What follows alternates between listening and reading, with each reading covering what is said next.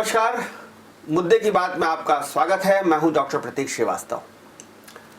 वैसे तो बरसात के बाद और बरसात के दौरान पूरे मध्य प्रदेश की सड़कों की हालत खराब हो चुकी है। सड़कें उखड़ चुकी हैं, बड़े बड़े गड्ढे हो चुके हैं और इन गड्ढों के कारण दुर्घटनाओं की संख्या में लगातार इजाफा होता जा रहा है। लेकिन अगर हम बात करें मध्य प्रदेश के सबसे खूबसूरत शहर की और देश के सबसे साफ और स्वच्छ शहर की, इंदौर की, तो यहाँ सड़कों की हालत बद से बदतरीन हो गई है। गड्ढे इतने गहरे और जानलेवा हो गए हैं कि हाल ही में एक युवती की गड्ढे में गिर जाने के कारण मौत हो गई है। दुर्दशा का आलम यह है कि भाजपा के राष्ट्रीय महासचिव कैलाश विजयवर्गीय को बाकायदा फोटो के साथ ट्वीट करना पड़ा है कि इंदौर शहर 1 इंच बारिश में तालाब बन जाता है। नगर निगम पर एक ही भूत सवार है, हर हाल में 5वीं बार स्वच्छता का तमगा पाना है, स्वच्छता में अव्वल नंबर पर आना है। हम इस जज्बे की कदर करते हैं। स्वच्छता में नंबर 1 आना चाहिए, हम आ भी रहे हैं, आएंगे भी। लेकिन क्या नंबर 1 आने के चक्कर में बाकी सारी चीजों पर ध्यान देना बंद कर दिया जाए? ये सबसे बड़ा सवाल है।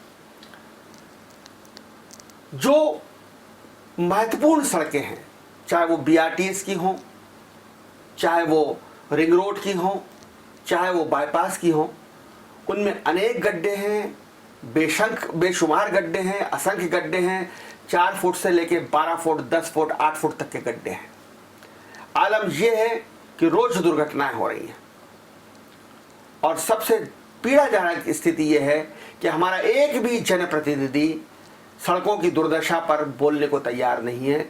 सबने जैसे मुंह पर अलीगढ़ी ताला लगा रखा है और इस सब के कारण आज डिजाइनर न्यूज को अपनी सामाजिक और नागरिक जिम्मेदारी समझते हुए इस मुद्दे पर चर्चा करनी पड़ रही है। और हमारे साथ चर्चा में मौजूद हैं अतुल सेठ, जो स्ट्रक्चरल इंजीनियर हैं, वास्तुविद हैं, टेक्निकली काफ़ी कुछ समझते हैं, पीडब्ल्यूडी को और सड़क निर्माण को, पुल निर्माण को एक विशेषज्ञ के रूप में, एक एक्सपर्ट के रूप में पूरे देश भर में जाते हैं, लेक्चर देते हैं। और दूसरे हमारे खास मेहमान हैं किशोर कोटवानी जी, सामाजिक कार्यकर्ता हैं। शहर के हित में, चाहे वो बीआरटीएस का मुद्दा हो, चाहे जल जमाव का मुद्दा हो, चाहे मेट्रो का मुद्दा हो, सड़क से लेकर अदालत तक की लड़ाई कई सालों से लड़ रहे हैं। भूख हड़ताल धरने पर बैठते रहते हैं, न्यायालय में याचिकाएं लगाते रहते हैं। लोग साथ में आए ना आए, एकला चलो की नीति पर अपनाते हुए शहर को, प्रशासन को और सरकार को जगाते रहते हैं, कोड़े फटकारते रहते हैं। आप दोनों का बहुत स्वागत है। किशोर भाई, जो शहर की सड़कों की दुर्दशा है उसमें सबसे पहले मैं आपका एक की नोट चाहूँगा, जो आप चूंकि एक्सपर्ट हैं, अध्ययन करते रहते हैं, लगातार नगर निगम को बताते रहते हैं, ये दुर्दशा का बड़ा कारण क्या है? बड़े बड़े गड्ढे क्यों हो गए हैं? क्या भ्रष्टाचार इसमें कितना है और इसकी वजह क्या है? भ्रष्टाचार पे मैं कभी बोलता नहीं हूँ। खर्च कुछ भी हो, रिजल्ट ओरिएंटेड हो, ये मेरी लड़ाई का मूल रहता है। 96 में उल्लासनगर कल्याण, बॉम्बे की मेयर थी, इंदौर जब आई थी, चंदू माखीजा के घर पे शाम का नाश्ता था और सारे कांग्रेस पक्ष के और विपक्ष के पार्षदों की बैठक थी। वहाँ चाय पर चर्चा थी। वहाँ से इंदौर के सीमेंट कंक्रीट रोड का कंसेप्ट चालू हुआ, क्योंकि कल्याण की सड़कें हमारे यहाँ बेटी नहीं देने का कारण थी। मतलब सिंधी समाज का कोई भी व्यक्ति कल्याण में अपनी बेटी देना पसंद नहीं करता था, केवल सड़कों के कारण। और उसकी सड़कें बहुत टाप हो गई थी, सारी सीमेंट कंक्रीट की बनी। वहाँ से इंदौर का कंसेप्ट शुरू हुआ।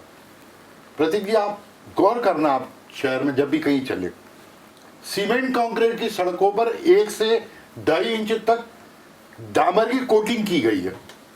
अब इससे बड़ा मूर्खता का कोई उदाहरण आप देख सकते हो क्या? डामर जो पानी को पकड़ता है, पानी के कारण टिकता नहीं है, और आप एक बढ़िया सीमेंट कंक्रीट की सड़क बनाने के बाद, पहली बात वो सड़क टूटी क्यों? आपका मकान का छत नहीं गिरी, 35-40 साल से आप जहाँ रह रहे, आपके कंट्रीब्यूशन से ये सड़कें बनी, सड़कें जर्जर हो गई और उसके ऊपर फिर हमने डामर की कोटिंग कर दी। इसलिए जरूरत से ज़्यादा शहर की सड़कें उखड़ी हुई आपको दिख रही है। अतुल भाई, आप तो इंजीनियर हैं, किशोर भाई तो एक सामाजिक कार्यकर्ता है, आपने तो बेसिकली किताबों में भी इंजीनियरिंग पढ़ी है। ये कहाँ गलती हो रही है कि हमारी सड़कें एक साल भी नहीं चल पाती हैं, हर बरसात में उखड़ जाती हैं, फिर हम उसमें पैचवर्क करवाते हैं, उसमें हम बरसात में चलती बरसात में ही हम पैचवर्क करवाते हैं, लगभग 100 करोड़ रुपए हम उस पर पैचवर्क पे खर्च करते हैं और नतीजा शिफर का शिफर रहता है, शून्य बटे सन्नाटा। प्रतीक भाई, आपने जो भी आंकड़ा दिया कि 100 करोड़ का खर्च करते हैं प्रतिवर्ष, बात को वहीं से शुरुआत करता हूँ। पैचवर्क शुरू होता है बरसात खत्म होने के बाद, और 8-9 महीने उसका कोई टेस्टिंग होता नहीं क्योंकि पानी गिरता नहीं है। तो 100 करोड़ की संतुष्टि और 100 करोड़ की जो फोटो छपते हैं उससे जिसको प्रशंसा मिलना रहती है, या जिसको जो मिलना रहता है वो मिल चुका होता है। फिर अगली बरसात आती है, फिर कहानी शुरू होती है, फिर 100 करोड़ खर्च होते हैं। ये एक अलग मुद्दा है। किशोर भाई ने जो बात कहा उस बात को मैं आगे बढ़ाता हूँ कि इंदौर में पानी की जो समस्या है उसके 2 अपन भागों में बांट सकते हैं, एक नया इंदौर, एक पुराना इंदौर। ये रिंग रोड, बाईपास, BRTS मैं मानता हूँ कि ये नए इंदौर की या नए ज़माने की नई पैदाइश है। तो ये नई पैदाइश में समस्या बहुत ज़्यादा है। उसका मूल कारण ये है कि जो ध्यान इंजीनियरिंग पॉइंट ऑफ व्यू से रखना चाहिए, चाहे बनाने वाले को, चाहे डिजाइन करने वाले को, और चाहे वापरने वाला, इन तीनों ही लोगों में हम कह सकते हैं कि जो सिंसियरिटी चाहिए, जो एक लगाव चाहिए, जो एक अपनी कुव्वत से, अपनी अक्ल से जो काम करना चाहिए, मेरा बेसिक सवाल जो था आपसे कि इसमें इंजीनियरिंग मिस्टेक्स क्या हो रही है? इंजीनियरिंग मिस्टेक ही सबसे ज्यादा है इसके अंदर। मैं वो क्या है इंजीनियरिंग मिस्टेक? मैं वही आपसे समझना चाह रहा हूं। इंजीनियरिंग मिस्टेक में इसके 3 पार्ट आते हैं।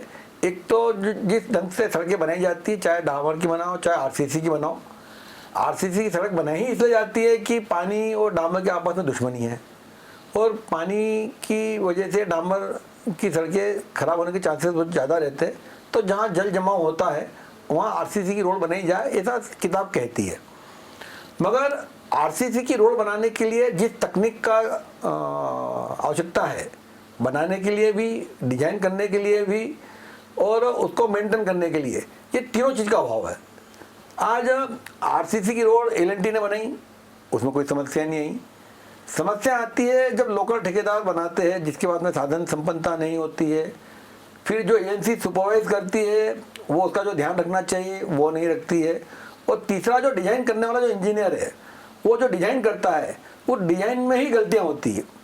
इंदौर की जितनी कॉलोनी की सड़कें बनी हैं वो किसी में भी 5 इंच या 6 इंच से बड़ी मोटी सड़क नहीं डाली गई, जबकि पानी का टैंकर तो वहाँ भी आना है। पानी का टैंकर का जो वजन होता है 20 टन का या 16 टन का, वो उसका भी होता है। तो 5 इंच की सड़क का डिजाइन कहीं है ही नहीं, हमने सड़क बना दी। किसने डिजाइन करी मालूम नहीं, किसने क्वालिटी कंट्रोल रखा कोई मालूम नहीं। इंदौर की सड़कों पे आम जनता, हम सब, क्या इसका बड़ा कारण मालूम नहीं? क्या इसका बड़ा कारण ये है कि भ्रष्टाचार बहुत ज्यादा है इसलिए एजेंसी निगरानी नहीं रखती, ठेकेदार बेईमानी करता है? भ्रष्टाचार का मुद्दा मुझे नहीं लगता इसके अंदर है। इसके अंदर ज्ञान के अभाव। आप नगर निगम का 1 साल का सिर्फ वर्क डिस्ट्रीब्यूशन की लिस्ट बुला लेना, 20 बार आपको उपायुक्त और इंजीनियर बदले हुए मिलेंगे, तो फाइल कौन देखेगा? आप 15 दिन रहे, मैं सवा महीना रहा, ये 20 दिन रहे, वो 40 दिन रहा, ये तो हालत है वहाँ। किशोर भाई, मैं आपसे ये समझना चाहता हूँ कि हम बहुत गर्व का विषय, गर्व के साथ मैं कहता हूँ कि इंदौर लगातार 4 बार से स्वच्छता में पहले नंबर पर आया है, और ये बहुत किसी भी शहर के लिए बहुत बड़ी उपलब्धि है, और इसके लिए निश्चित रूप से इंदौर शहर के अधिकारी और उनके साथ जनता और जनप्रतिनिधि जिम्मेदार हैं। इंदौर की न्यायालय जिम्मेदार है, जिसने इनको सटके लगा के खड़ा किया, ये न्यायालय के कारण हुआ। मनीष सिंह जब इंदौर आए तो ये चैलेंज बनाकर आए थे कि मुझे इस टारगेट को पूरा करना, और 3 दिन तक न्यायालय ने मनीष सिंह को खड़े रखा, उसके बाद ये जिद में हुआ है, हो गया। हाँ। लेकिन अब क्या हम लगातार स्वच्छता के चक्कर में जो दूसरी हमारी जरूरी आवश्यकताएं हैं, मेरा प्रश्न ये था, मूल प्रश्न, कि हम एक मुझे ऐसा लगता है कि नगर निगम को सोते जागते सुबह उठते बैठते नगर निगम को एक ही सपना आता है, नंबर 1 बनना है, नंबर 1 बनना है। उसके बाद उसके अलावा उसका कोई ध्यान ही नहीं है। ना उसका ध्यान बैकलाइन पर है, ना उसका ध्यान जो है संपत्ति कर पर है, ना उसका ध्यान सुबह एक रोज प्रतिदिन नागरिकों को नर्मदा का पानी मिले उस पर है, और ना उसका ध्यान जो है वो सड़कों के रखरखाव पर है, सड़कों के गड्ढों पर। मैं ये सवाल आपसे करना चाहता हूँ। आप चूंकि शिक्षक रहे, आपका कोई उद्दंड छात्र किसी साल यदि फर्स्ट डिवीजन आ जाए तो उसकी क्या दुर्गति और गति होती है, आप खुद अंदाज लगा लीजिए। ये जो नकारा बेटा था हमारा नगर निगम, इसको ये जो एक उपलब्धि मिली है, इसमें उच्छृंखल हो गया है। इसलिए कोई भी सरपैर नहीं बचा अब निगम में, और झूठ बोलने के मास्टर है सब। कागज पे सब झूठ बोल देंगे, एक ही विषय में 3 कोर्टों में अलग अलग कागज सबमिट कर देते। आप देख के आश्चर्य करेंगे कि ये 3 एफिडेविट कैसे। तो बाकी मैं तो कभी कभी कहता हूं कि अगर आप से पूछ रहा हूं, किसी भी रिपोर्टर को बुला के पूछ लो कि निगम की आय कितनी है, अतुल जी से भी पूछूंगा तो ये कहेंगे 500-600 करोड़ है। 1534 करोड़ रुपए आमदनी है निगम की। उसमें मैं क्षतिपूर्ति नहीं बोल रहा हूं, केंद्र राज्य की वित्त आयोग का पैसा नहीं बोल रहा हूं, वो 1400 करोड़ अलग मिलते हैं हमको। विशुद्ध इंदौर के लोग संपत्ति कर, जल कर, फिर जल शुल्क, सफाई कर, फिर सफाई शुल्क, ये सारे शुल्क, नक्शा पास करने का, आवेदन लगाने का, दुकान का लाइसेंस बनवाने का, ये सब राशियां मिलाकर 1534 करोड़ रुपए इस निगम को राजस्व इंदौर के लोग चुकाते हैं। मान लीजिए कि एक विद्यार्थी अगर गणित के अंदर 100 में से 100 लिया है, लेकिन वो फिजिक्स, केमिस्ट्री और बायोलॉजी में फेल हो जाए, अंग्रेजी में फेल हो जाए, तो फेल ही माना जाएगा ना। अब ये तो उनके माँ बाप को सोचना चाहिए। ये शहर के माई बाप कौन? मेरे जनप्रतिनिधि। उनको तो होश ही नहीं है किसी बात का। वो कहाँ देख रहे हैं शहर को, कहाँ सोच रहे हैं? क्योंकि हर चीज अब जो है अलग अलग मुखटे से मांगी जा रही है। चुनाव के टाइम अलग मुखटा हो जाता है, दिन दैनिक समस्या के बीच में अलग मुखटा हो जाता है, तो उसको कैसे आप हल करोगे? प्रतीक भाई, मेरा इसमें कहना ये है कि आज जो हम बात करने बैठे हैं गंभीर विषय पे कि बरसात के अंदर जो गड्ढे हुए हैं, वो उसका कि बहुत ज़्यादा विस्तृत विषय है नगर निगम और नगर निगम के कार्य। तो एक छोटे से इशू पे अगर हम कुछ बहस करके कुछ जनता के सामने रख पाए और कुछ काम हो पाए तो मुझे लगता है बेहतर रहेगा। इस समस्या का सबसे बड़ा कारण जो मुझे लगता है कि इंदौर में एक भी अधिकारी बरसात के पानी से होने वाले नुकसान के लिए या फायदे के लिए जवाबदार नहीं है। जल विभाग है तो जल विभाग का प्रमुख है, भवन विभाग है तो भवन बिल्डिंग ऑफिसर है, उसके बाद सिटी इंजीनियर है, नर्मदा का पानी आता है तो नर्मदा का इंचार्ज अलग है, तो हर चीज़ के इंचार्ज है। मगर बरसात के पानी की व्यवस्था के लिए, उसकी देखभाल के लिए, उसके डिजाइन अप्रूवल के लिए ना कोई सिस्टम है, ना कोई एक अधिकारी नियुक्त है जो जवाबदेह हो। तो होता यह है कि इंदौर शहर में कोई भी निर्माण होता है, चाहे नई कॉलोनी बनती हो, नई सड़क बनती हो, पुरानी सड़क का मेंटेनेंस होता हो, किसी घर का आंगन बनता हो, उस घर के आगे वो रैंप बना देता हो, तो कोई भी देखने वाला नहीं है। मैं अतुल भाई आपसे ही जानना नहीं अतुल साहब, मैं बहुत स्पष्ट कहूँ, स्मार्ट सिटी के 6 रोड एक ही छत में बने, एक ही व्यक्ति के अंडर में बने, एक स्पेशली IAS बिठाया गया उस पर, और उसके बाद भी एक भी स्मार्ट सिटी का रोड ऐसा नहीं है जिसको नहीं खोल दिया। अब किसको जिम्मेदार की बात कर रहे हो आप? एक ही जिम्मेदार है ना। इंदौर स्मार्ट सिटी कंपनी बनी हुई है, उस कंपनी बनने के बाद क्यों खोदे? सब खुद ही है। मैं वही जानना चाहता हूँ। चाहे आप बड़ा गणपति वाला रोड हो, चाहे आपका नरसिंह बाजार वाला रोड हो, हर रोड तो खोदा है इनने बनने के बाद क्यों खोदते हुए, मैं वही जानना चाहता हूँ। और मैं तो अब आज कम से कम आप दोनों से रिक्वेस्ट करूंगा, और अतुल जी की क्योंकि ज्यादा चलती है पार्टी में, अब कोई भी निर्माण रोड हो, मेहरबानी करके वो पेवेर में बनाओ, जब तक ये आपके सारे झगड़े नहीं खत्म हो जाए।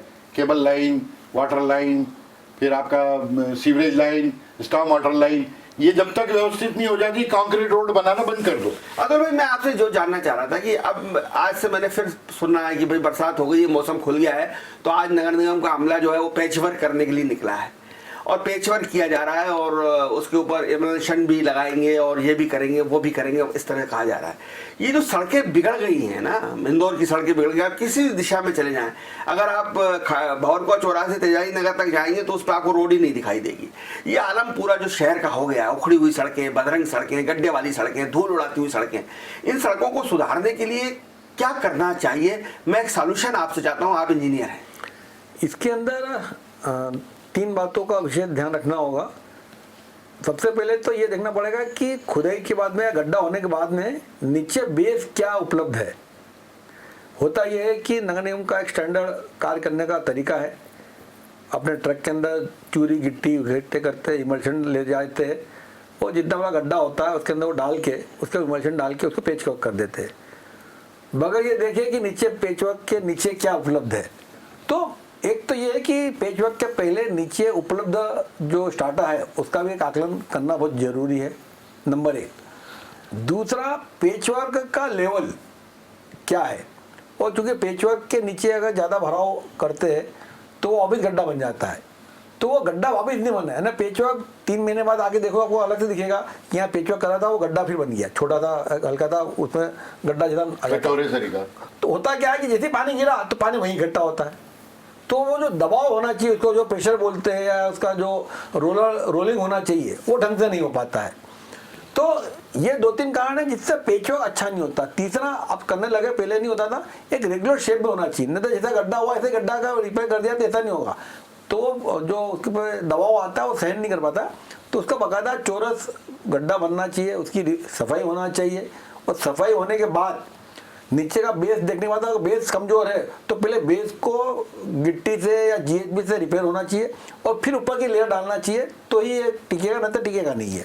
किशोर भाई, ये जल जमाव भी एक बड़ा मुद्दा हो गया, क्योंकि हमने देखा कि पानी भरने के कारण सड़कें खराब हुई, खासकर डामर की सड़कें।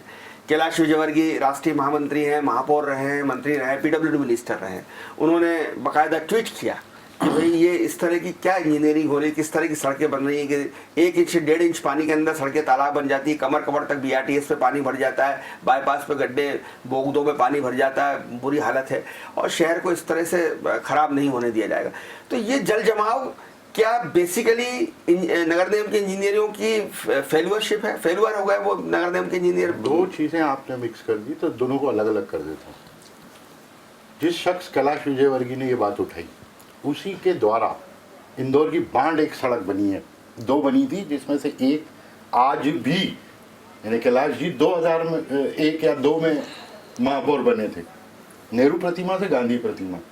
प्रतीक जी, आज भी वो रोड आपको सीमेंट कंक्रीट की रोडों से ज़्यादा सलामत मिलेगी, वो भी डांबर की है। तो प्रश्न यहाँ आ जाता है कि वो भी डांबर, ये भी डांबर, ऐसा अंतर क्यों? रहा सवाल जो आपने अभी पूछा, 2019 में मैंने न्यायालय में याचिका लगाई, उसके पहले मेरे नगर निगम के कमिश्नर को मैंने कन्विंस किया कि ये जिस दिशा में हम नदी का काम कर रहे हैं ये शहर को डुबो देगा। बोले नहीं, हम परफेक्ट है। तो मेरे पास कोई रास्ता नहीं बचा, फिर कलेक्टर को मनाया, कलेक्टर ने भी काम रोका, 6 महीने रोकने के बाद फिर काम चालू हो गया। मुझे अंततः न्याय की शरण में जाना पड़ा। अब मैं आपसे सिंपल सवाल पूछूंगा प्रतीक जी, इंदौर में जो पहला हमने JNURM में 2006 में डिजाइन किया, उसमें हमने ये किया कि 135 लीटर प्रति व्यक्ति पानी खपत के हिसाब से 30 लाख जनसंख्या को मान के पूरी डिजाइन की, और ईस्ट वेस्ट और सेंटर 3 लाइन बनाई। अतुल जी बहुत ज्यादा अच्छी तरह समझते हैं, टोपोशीट और कंटूर मैप ही नहीं उठाया हाथ में कि ये लाइन कैसे जाना चाहिए, केवल 3 लाइन खींच दी और बना दी, वो फेल हुई। ये तो इंजीनियर कर रहे होंगे ना, आईएएस अधिकारी को थोड़ी मालूम है कि वो इंजीनियर थोड़ी होता है, बेसिकली इंजीनियर क्या कर रहे हैं? 14 में मैंने केस लगाया, 14 से 19 तक एनजीटी में केस चला, तो अधिकारी पढ़ते भी नहीं है कि केस में क्या लिखा हुआ है। मेरे जैसा अनपढ़ आदमी, जो मैं हायर सेकेंडरी फेल हूँ, ये तो इंजीनियर है, मैं तो हायर सेकेंडरी फेल हूँ, उस आदमी ने कोर्ट में केस लगाया कि ये गलती कर रहा हूँ, नहीं माना। फिर वापस मुझे यहाँ आकर हाई कोर्ट में केस लगाना पड़ा कि गलत दिशा में पूरा काम कर रहे हैं। अब मजे की बात देखो, 135 लीटर के हिसाब से वो लाइन डाली, फिर उसमें स्ट्रॉम वाटर लाइन नहीं, घर की सीवरेज लाइन, फिर स्टॉर्म वाटर लाइन इसमें जोड़ी जो छत की आ रही है, जिसको क्या कहते हैं, rain water harvesting, rain water harvesting, उसको इससे कनेक्ट कर दिया। फिर स्टाम वाटर लाइन जो डाली है थोड़ी बहुत इंदौर में, वो भी इससे जोड़ दी। तो ये सब जो सड़कों से पानी बहता हुआ उपनदी के रूप में नदी में जाता था, वो उठा के नाला टैपिंग कर दिया। तो आप बताओ, आज इस साल करीबन मैं समझ रहा हूँ 13 या 14 बार 1-1 इंच बारिश प्रतिदिन गिरी है, और उसमें सड़कें लबालब हो गई और नदी खाली है। नदियां खाली हैं। तो ये इसका उदाहरण आप है। कुछ कहना चाह रहे थे इस मुद्दे पे? मैं ये कह रहा था कि किशोर भाई ने जो बात कही वो अपनी का बिल्कुल सही है। इसमें मूल गलती जो हुई है वो ये हुई है कि जो हम BRTS की बात कर रहे हैं, MR10 की बात कर रहे हैं, सुपर कॉरिडोर की जो बात कर रहे हैं, जहाँ पानी भरता है और शहर के अंदर भरता है, इसको अपन अलग अलग करें। तो BRTS, MR10 और बाईपास इस पर जो हुआ है उसमें तो ये हुआ कि इन्होंने कैचमेंट एरिया का ध्यान ही नहीं रखा। जिस इंजीनियर ने डिजाइन करी है वो पूरी तरह गलत करी। उसने केवल उस रोड पे आने वाले पानी के लिए व्यवस्था करी है, मैं उस रोड पर जो आसपास की कॉलोनी का पानी आता था।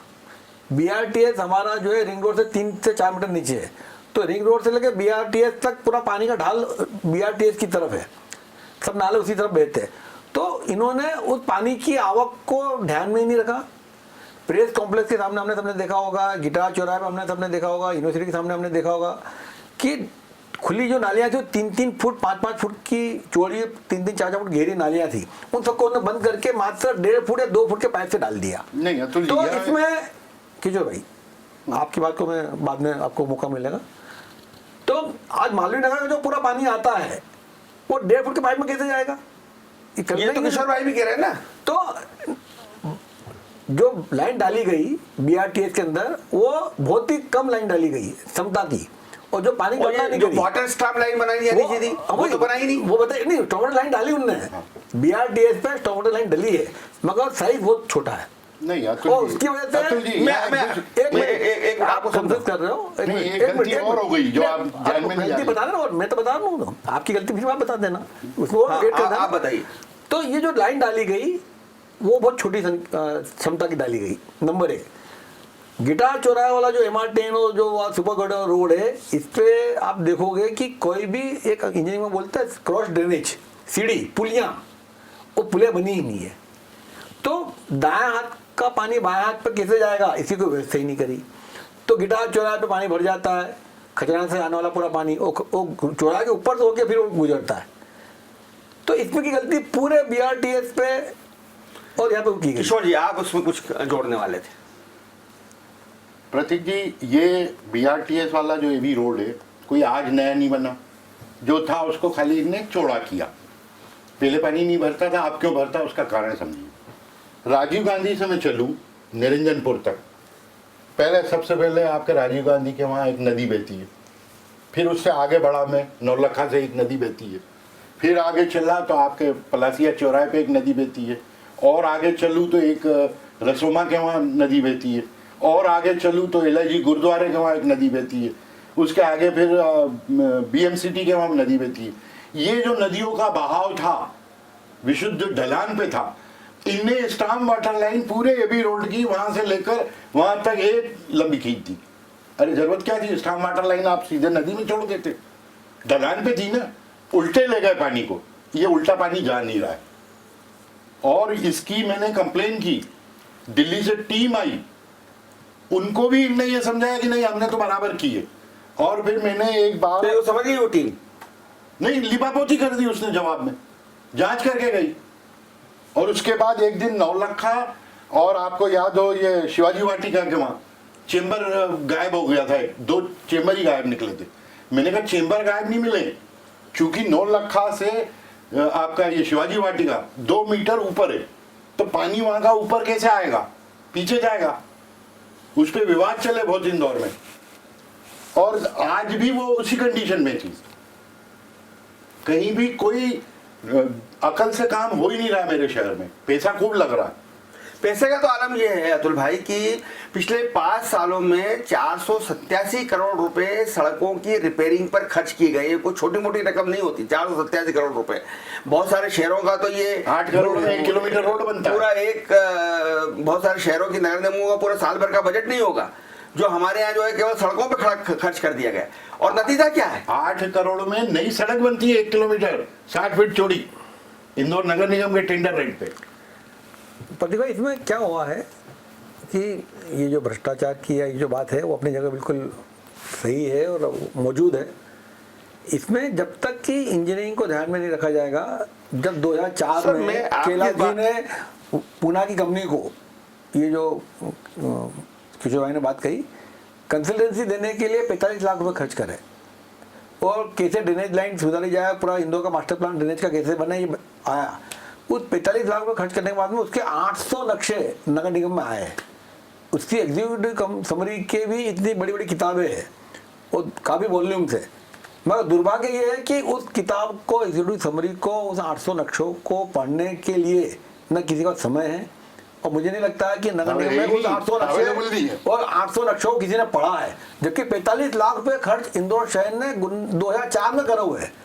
तो हम सोच सकते हैं कि इंदौर की दुर्दशा हल कैसे होगी अगर जो नक्शा आया है वो किसी ने पढ़ा ही नहीं।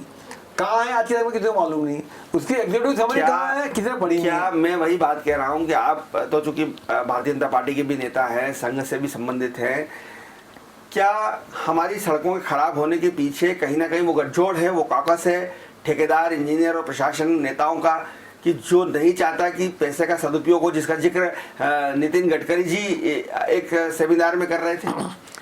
मुझे लगता है कि यहाँ पे वो गठजोड़ शब्द तो मुझे नहीं उभरता, मगर उस दिलदारी का, उस अकल से काम करने वाले लोगों का नितांत अभाव इस शहर में है। ये कहने में मुझे कोई हर्ज नहीं। किशोर जी, एक आखिरी सवाल बहुत आपसे, कि जो एक बच्ची 16-17 साल की बच्ची जो है वो भंवरकुआ क्षेत्र में गड्ढे में के कारण मारी गई।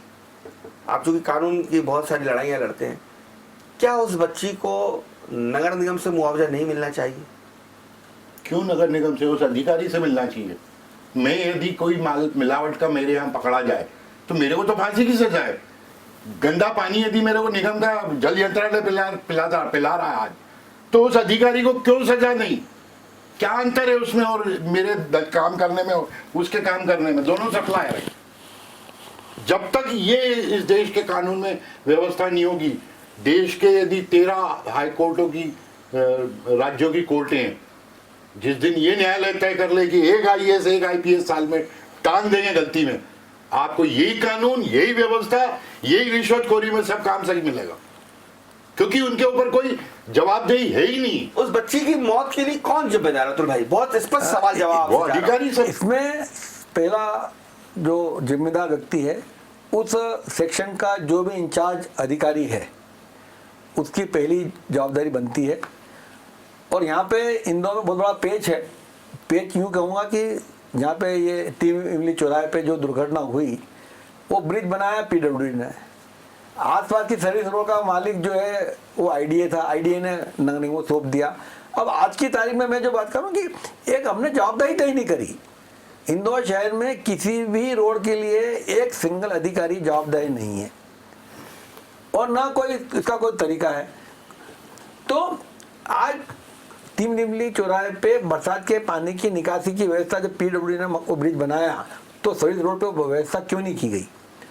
जहाँ दुर्घटना घटी वहां से मात्र 50 मीटर पे बड़ा नाला है, सामने ही 50 मीटर आंखों से दिखता है और वो पानी वहां नहीं जाता हुआ गड्ढा कर रहा है। तो ये तो एक छोटी मोटी इंजीनियरिंग की प्राइमरी चीज है। एक गांव का सरपंच आदमी इसको किशोर भाई था। एक अगर कैलाश विजयवर्गीय को छोड़ दिया है, उन्होंने ट्वीट किया, तो बाकी तमाम विधायक, सांसद, जनप्रतिनिधि जो अक्सर प्रायः जो है मुख्यमंत्री के साथ दिखाई देते हैं, मुख्यमंत्री हर चौथे 5वें दिन इंदौर आते रहते हैं, अक्सर आते रहते हैं, उनके साथ दिखाई देते हैं, बड़े मंत्रियों के साथ दिखाई देते हैं। 2-2 मिनिस्टर, कैबिनेट मिनिस्टर हमारे शहर में हैं और बाकी सारे कैबिनेट मिनिस्टर्स हमारे यहाँ आते रहते हैं। अक्सर रेजिडेंसी में जनप्रतिनिधियों और प्रशासन की बैठक होती रहती है। उस सब के बावजूद एक जनप्रतिनिधि किशोर भाई सड़क के मुद्दे पे, गड्ढों के मुद्दे पर नहीं बोल रहा है, क्या वजह है? आप किसी 2 मीटिंग में आप चले जाओ, जब भी कलेक्टर बुलाए, आप देख लेना, रोना आ जाएगा आपको कि ये मेरा जनप्रतिनिधि है। वो बात करेगा तो एक गड्ढे की, एक सड़क की, एक को भर्ती कराने की, वो विजन ही मेरे जनप्रतिनिधियों का खत्म हो गया है। मैं 2 कोरोना काल की बैठक में गया, मुझे देखकर शर्म आ गई कि मेरे ये जनप्रतिनिधि इस कलेक्टर से क्या काम ले पाएंगे। कलेक्टर जो उनको कह रहा है वो मान रहे, तो कैसे जनप्रतिनिधि? और चूंकि मुख्यमंत्री का वरदहस्त, तो इनकी हिम्मत नहीं कि उसके खिलाफ बोल जाए। अतुल भाई, क्या जनप्रतिनिधि अपना दायित्व जिम्मेदारी निभा पा रहे हैं? जिस तरह से शहर मुख्यमंत्री तो बार बार कहते हैं कि मेरे सपनों का शहर है, मैं सिंगापुर बनाना चाहता हूँ। क्या जनप्रतिनिधि हमारे उस विजन को, जिसका जिक्र किशोर भाई कर रहे हैं, वो कर पा रहे हैं? इसमें एक हमारे पूर्व मुख्यमंत्री की बात याद आती है, जिन्होंने कहा था कि चुनाव जो है जनता के इच्छा से नहीं जीता जाता, मैनेजमेंट से जीता जाता है। जनता के विकास से नहीं, मैनेजमेंट। दिग्विजय सिंह जी ने कहा था। हाँ, तो मुझे लगता है कि ये वाक्य हमारे जनप्रतिनिधियों के दिमाग में आ गया है और ये एन प्रकरण मैनेजमेंट पे लगे हुए हैं। जनता की मूलभूत जो तकलीफ है उस पे न उनके पास सुनने का वक्त है, न उनके पास कोई सलाहकार है। बहुत धन्यवाद अतुल जी आपका, बहुत धन्यवाद किशोर कोटवानी जी का। पता नहीं जनप्रतिनिधियों का पॉलिटिकल मैनेजमेंट कैसा है, वो जाने, लेकिन शहर का मैनेजमेंट इस वक्त खराब है। शहर असंख्य गड्ढों से पटा हुआ है। शहर की सड़कें उखड़ चुकी हैं, जर्जर हो चुकी हैं, उधेड़ चुकी हैं, और जिस तरीके से शहर के विकास के लिए काम होना चाहिए, कम से कम वैसा नहीं हो पा रहा। देखते रहिए डिजाइनर न्यूज़, खबरों का सिलसिला जारी है, जारी रहेगा। नमस्कार। नमस्कार।